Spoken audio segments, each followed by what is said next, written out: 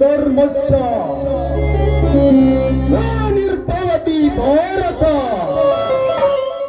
ಅಭ್ಯುತ್ಥಾನಾಯ ಧರ್ಮಸ್ಯ ತದಾತ್ಮನಂ ಸೃಜಮ್ಯಹಂ ಪರಿತ್ರಾಣಾಯ ಸಾಧೂನಾಂ ವಿನಾಶಾಯ ಶತ್ರುಕ್ಷ ಧರ್ಮ ಸಂಸ್ಥಾಪನಾರ್ಥಾಯ ಸಂಭವಾಮಿ ಯುಗೇ ಯುಗೇ.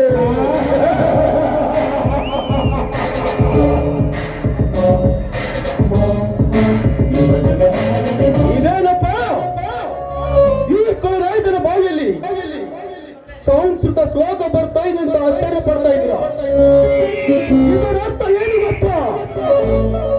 ಈ ಜಗದಲ್ಲಿ ಅನ್ಯಾಯ ಅತ್ಯಾಚಾರ ಹೆಚ್ಚಾದಾಗ ಅಧರ್ಮ ತಾಂಡವಾಡುತ್ತಿರುವಾಗ ನಮ್ಮಂತ ಕಾಳಧನಿಕರ ದಬ್ಬಾಳಿಕೆ ಹೆಚ್ಚಾದಾಗ ಅವರ ಮಟ್ಟ ಹಾಕಲು ದೇವರು ಯಾವುದಾದರೂ ಒಂದು ರೂಪದಲ್ಲಿ ಹುಟ್ಟಿ ಬರ್ತಾನೆ.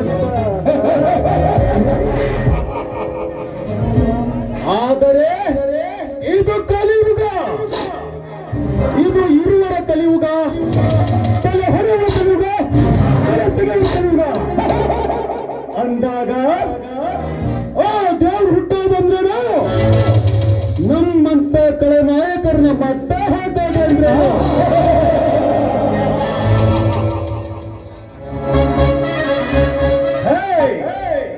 5 ವರ್ಷಕ್ಕೊಮ್ಮೆ ಚುನಾವಣೆ ಬಂದ್ರೆ ನಿಮ್ಮ ಮನೆ ಮುಂದೆ ನಿಂತು ಭವತಿ ಭಿಕ್ಷಾಂದಿ ಅಂತ ಭಿಕ್ಷಾ ಬೇಡ್ತೀವಿ.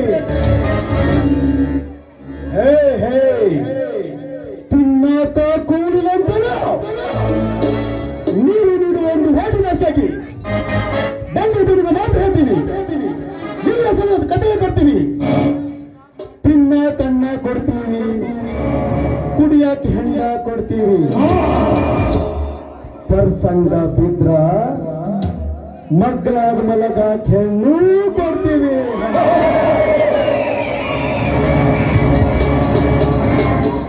ಆಮೇಲೆ ಒಂದಲ್ಲ ಎರಡಲ್ಲ 5 ವರ್ಷ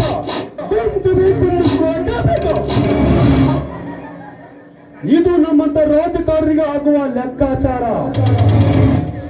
ನಿಮಗೆ ಅರ್ಥ ಆಗಲ್ಲ, ಅರ್ಥ ಬಿಡೋದಿಲ್ಲ.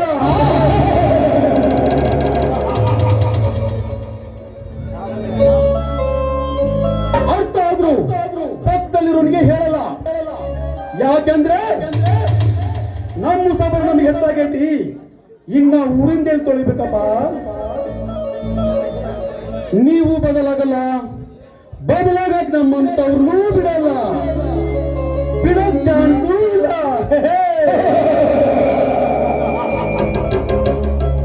ಅಪ್ಪಲ್ಲಪ್ಪ ಪಾಣ್ಸಪ್ಪ ಅಂಗೆ ಆಗಿದವನು ಬೆಳಗಾಗಿ 100 ಇದ್ದಿತ್ತು 200 ಆಗಂತ ಆಸೆ ಪಡ್ತಾನೆ. ಇದನ್ನು ನೋಡ್ಕೊಂಡು ಓಟಿಗೆ 500,000 ಹಂಚಿದ್ದೀನಲ್ಲ, ಹೆಂಗ ತೆಗಿಬೇಕಪ್ಪ, ಹೆಂಗ ತೆಗಿಬೇಕು? This is my own business. ಬಂಡವಾಳ ಹಾಕಿದ್ದೀರಿ, ತಕ್ಕೊಳ್ಳಕ ಬೇಕ.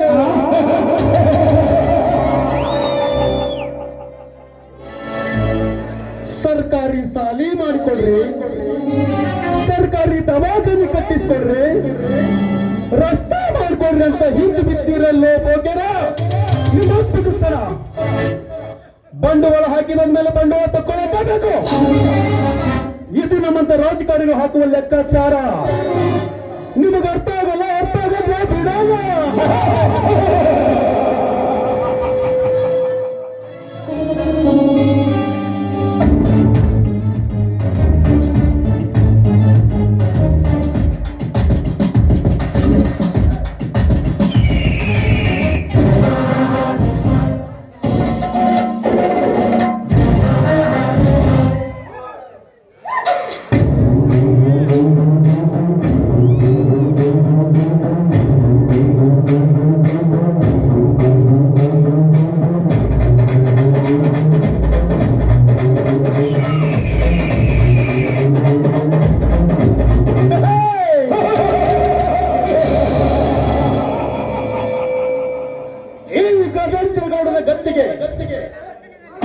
ಚಲವ ಅಂದರು 16 ಪಡೆಗಳು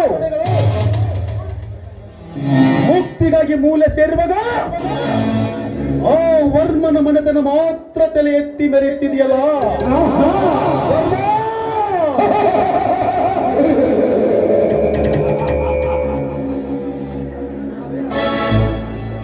ನಾವೇ ಅವಳಿ ಉಗ್ಸವಳಿ ವರ್ಮ ಬ್ರದರ್ಸ್ ಎಂದು ಈ ಗೌಡನ ರಾಜಕೀಯ ಜೀವನಕ್ಕೆ ಅಡ್ಡಪಡಿಸಿದರೆ ಗುಡ್ಡದಂತಿರುವ ನಿನ್ನ ಮನೆಗೆ ಬೆಂಕಿ.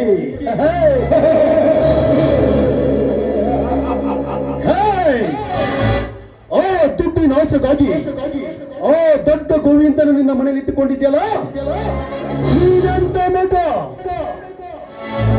ಅವನ ಆಸ್ತಿ ಇರುವುದು ಅವನ ಹೆಂಡತಿ ಗಾಯತ್ರಿ ಹೆಸರಿನಲ್ಲಿ. ಆ ಗೋವಿನ ಹತ್ರ ಹೇಳಿದೆ ಖಾಲಿ ಗಡಿಗೆ, ಗಾಯತ್ರಿ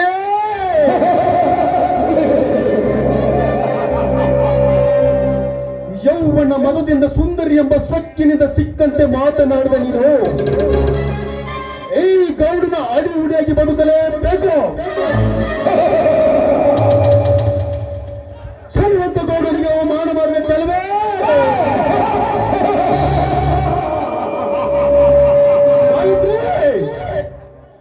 ನಿನ್ನ ಉಬ್ಬಿದೆ ಅದನ್ನು ನೋಡಿದ್ರೆ ಮಪ್ಪು ಹಿಡಿದಿರುವ ನನ್ನ ದೇಹಕ್ಕೆ ನಿದ್ದೆ ಹತ್ತಬೇಕಾದರೆ ನಿನ್ನ ಜೊತೆ ಹಬ್ಬ ಮಾಡಲೇಬೇಕು. ಗಾಯತ್ರಿ, ನಿನ್ನ ಮೇಲೆ ಬಿತ್ತು ಈ ಗೌಡನ ಗಾಳ.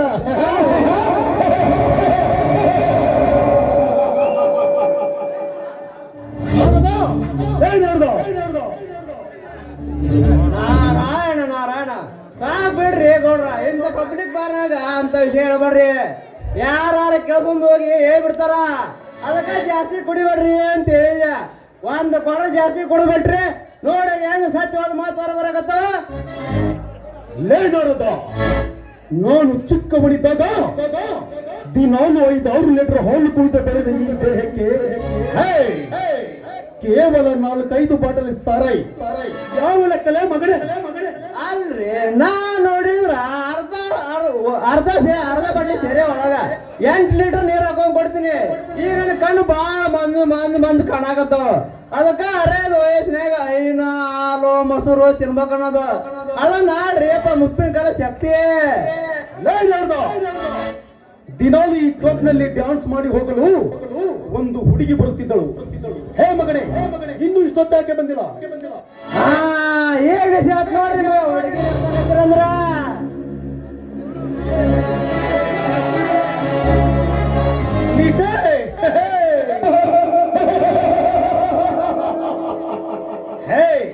ನಿಶಾನಲ್ಲೇ ಹುತ್ತ ಆಸೆ ಹೋಗು.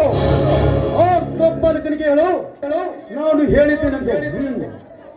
ನಾ ಅವಾಗ ಹೋಗಿ ಹೇಳಿದ್ರಿ ಗೌಡ್ರ, ಇನ್ನೊಂದ್ ಮಂದಿ ಬಾರಿ ಕುಡಿಯಕ್ ಬರ್ಲಿ ಅಂತ ಹೇಳಿದ್ರು. ಅಲ್ಲೊಂದ್ ಯಾರ ಇಬ್ಬರು ಬರ್ಬೇಕಂತಾರ್ರಿ. ಅಷ್ಟ್ರೊಳಗ ನೀ ಇನ್ನೊಂದ್ ಕೊಡ್ರು ರೆಡಿ ಆಗ್ಬಿಡ್ರಿ. ಮಾಲಕ್ರ ಹುಡುಗಿ ಕುಡಿಯಕ್ ಕಳಿಸ್ರಿ ಅಂತ ಕರ್ಕೊಂಡ್ ಬರ್ತೀರಿ.